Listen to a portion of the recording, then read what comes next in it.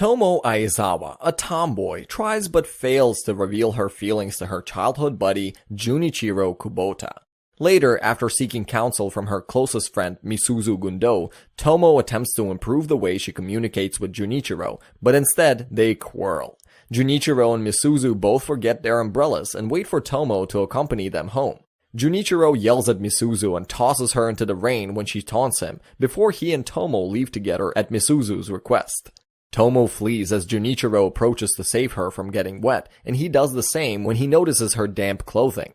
Captain Kosuke Misaki admires Tomo's participation in the boys' karate club. When she begs for his opinion, a nervous Kosuke remarks that she is charming just the way she is. Later, Mifune and Ogawa, two girls, attempt to approach Kosuke after school, but they spot him with Tomo. When they approach Tomo, she thinks they're daring her to a fight. After Misuzu explains the scenario to Tomo, the scared duo gathers behind the gym and tells Tomo they like Kosuke. An ecstatic Tomo then offers to assist them. After an elderly guy on the bus gropes Tomo, Junichiro restrains him and subsequently proposes that she wears pants instead of a skirt. When she expresses her displeasure to Misuzu, Misuzu takes Tomo's shorts away after school, ensuring that Tomo is only wearing a skirt when she and Junichiro walk home together. Junichiro tries not to stare at Tomo, who is quite self-conscious. Misuzu deduces from Tomo's response the following day that Junichiro viewed her differently. Carol Olston, a fellow English student, is well liked by the boys. Carol starts to regard Tomo as a competition when she runs into Carol and Kosuke in the corridor. Misuzu sends Carol to Junichiro, motivating Tomo to pursue him. In the meantime, Junichiro only knows that Carol is interested in preparing for an unknown opponent and tries to help her with basic workouts. Carol quickly departs when Tomo finally confronts Junichiro. When Carol brings Misuzu to a pastry store after school, Misuzu persuades her to become friends with Tomo. Carol is taken aback the next day at school when Tomo accepts unreservedly. Later, Tomo is shocked when Junichiro unintentionally admits that he dated Misuzu when they were in middle school. When Tomo confronts Misuzu, she discloses that their relationship lasted just 3 days. Later, Tomo is relieved when Junichiro informs her that she has no present love interest. Junichiro runs into Kosuke the following day, and realizing he is Tomo's senpai in the karate club, treats him cruelly out of envy. Later that day, while riding the bus with Kosuke, the latter realizes that despite the hostile relationship, Junichiro really admires Tomo. The following day though, when Kosuke tries to inform Tomo about their chat, Junichiro intimidates him once again. Misuzu suggests Tomo at a cafe that she should take Junichiro out on a date. Misuzu and Carol assist Tomo in shopping for clothes after Junichiro enthusiastically agrees. She wears her new outfit on the date the following day. They go to their normal haunts, which include a batting cage and a bowling alley. She musters the confidence to take him to a karaoke machine, but ends up performing children's tunes. The following day, as an ashamed Tomo tries to prevent Misuzu and Carol from seeing her film, Junichiro observes Tomo has changed. Tomo then goes back to karaoke with the girls. Tatsumi attempts to make Misuzu smile, but she remains resistant. Tomo wants to be more fun and more girly, and starts embracing other girls in her class. Misuzu becomes envious as she observes Carol's clinginess to Tomo. Later, Tomo attempts the same maneuver on Junichiro, but he dismisses it as stupid. Junichiro pays Tomo a visit at her home and learns more about her parents. When Carol enjoys lunch with Misuzu, she offers Tomo her headband, and Kosuke appears to encourage Misuzu to stay Carol's friend. Tomo ended up kicking the scary senior across the yard when Mifune and Ogawa ask him for help in shooting him away after school. Junichiro overhears the senior's intentions for vengeance on Tomo and knocks him up along with his pals, compelling them all to apologize to Tomo the next time they meet her. Carol welcomes Tomo and Misuzu to her home, which is shown to be a massive mansion with a maze-like front yard. Carol's mother, Ferris, seems to be as brash as her daughter, but she has reservations about Misuzu's goals. Carol handily defeats both Tomo and Misuzu in the game of Otello. Misuzu invites Tomo and Carol to her place to prepare for their midterm examinations. Misuzu's mother, Misaki, who has a striking likeness to her daughter, is introduced to the other girls. Similarly, Misaki initially misidentifies Tomo as her mother, Akemi. Tomo understands Carol's strange explanations better than Misuzu's tactics as the three prepare for the examination. After the tests, Tomo and Junichiro's scores somewhat rise, with Carol insulting Misuzu for getting second while having the highest score. Junichiro asks Tomo to play video games at his residence. Tomo eventually understands the implications of spending the night at Junichiro's residence alone, but Misuzu, Carol, and her parents all push her to go nonetheless.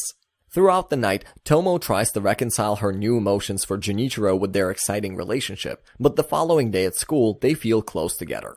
Tomo's friends shower her with several birthday gifts. Misuzu and Carol bring Tomo to their home, where they give her a thorough makeover.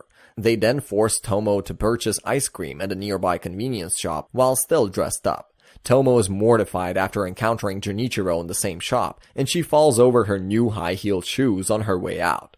Junichiro assists her and accompanies her to a park, unaware that the girl is Tomo, even after she replies to subtle queries about their connection. When Tomo arrives to Misuzu's home, he discovers that Misuzu and Carol have planned a surprise birthday celebration for her. Tomo is getting ready for a school dodgeball event, but due to her great power, she is assigned to the same guy's squad as Junichiro. They struggle to make it to the finals and win the trophy by defeating the opposing team, who was led by a gorilla-like judo kid named Goma. Junichiro muses on how much he admires Tomo after the bout. Junichiro remembers the first time he met Tomo, when Tomo hopped over the wall to meet her new neighbor and played with his portable console. His family had relocated into the town from Tokyo, and he preferred playing video games. Tomo, on the other hand, broke it in two. Tomo and her parents then individually apologized to Junichiro. Some thugs subsequently took the replacement handheld. Tomo thrashed them and reclaimed the handheld, but Junichiro let Tomo retain it, stating that he'd get it back once he proved he was capable of standing up to Tomo. Tomo continues to use the handheld in the present, wondering when Junichiro will arrive to get it. Tomo and her pals go to the beach, where Tomo wears a bikini to try to get closer to Junichiro. Even when protecting her from a pushy person attempting to hit on her, Junichiro cannot bring himself to admit that they are in a relationship. Misuzu pushes Tomo to remain close to Junichiro in order to generate more possibilities to improve their connection. On the train journey home, Misuzu believes her strategy worked. Misuzu challenges Tomo to accompany Junichiro at the forthcoming fireworks festival. She asks him to accompany her anxiously, and he accepts. Tomo won all of the awards in the shooting game while Kosuke, Misuzu, and Carol were conversing. The owner later informed each of the stall managers by showing them a photo of Tomo, who is now dressed in a yukata. Junichiro brings Tomo to a particular location to see the fireworks, and she considers confessing once again. Junichiro, however, remembers Tomo's prior confession, telling himself that she was not serious. To retaliate against Tomo, the gang attacks Misuzu. Her demonic aura first frightens them, but she claims Carol is not her friend. Carol, upset, tases the gang leader, and the pursuit follows. Misuzu contacts Junichiro while hiding, and Tomo follows. While Misuzu apologizes to Carol, they vanquish the gang. When Kosuke comes, he misinterprets the situation after seeing Carol in her underwear while changing her clothing. Misuzu blackmails the group into becoming their bodyguards after discovering Tomo is Goro's daughter. Junichiro delights Tomo the following day as they go to school together. Kosuke meets with Carol for the first time and immediately falls in love in a flashback. At the present, Kosuke enrolls at Goro's dojo and quickly becomes overwhelmed. When questioned why he entered, he explains that he wants to get stronger for Carol's sake. The following day, Carol assumes Kosuke is attracted to Tomo and enters Junichiro's residence to make him jealous. Kosuke eventually confesses his affections for Carol to Misuzu after finishing his duty, remarking that he has been afraid to tell her as he hadn't seen her vulnerable. To assist him, Misuzu makes some hurtful remarks to Carol about Kosuke's interest in her, causing her to depart the school weeping. Misuzu, realizing her error, sends Kosuke to Carol's house. He informs Carol about Misuzu's deceit and eventually professes his love to her. Delighted, she accepts Kosuke's confession, and her mother confides in him when he assures she would not alter her personality now that she has friends. Carol lashes out at Misuzu the following day by frightening her.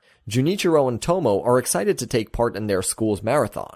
They easily outrun the rest of their class, but on the way back, Tomo falls from weariness, confessing that she had also run for hours the night before. Junichiro gives her a piggyback to the school nurse.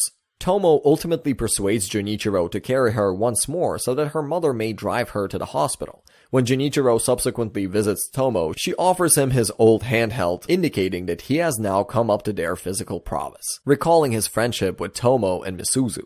Tomo obtains a part-time job at the Tsumi's family's ramen cafe, where Misuzu works as a server and Carol plays a mascot.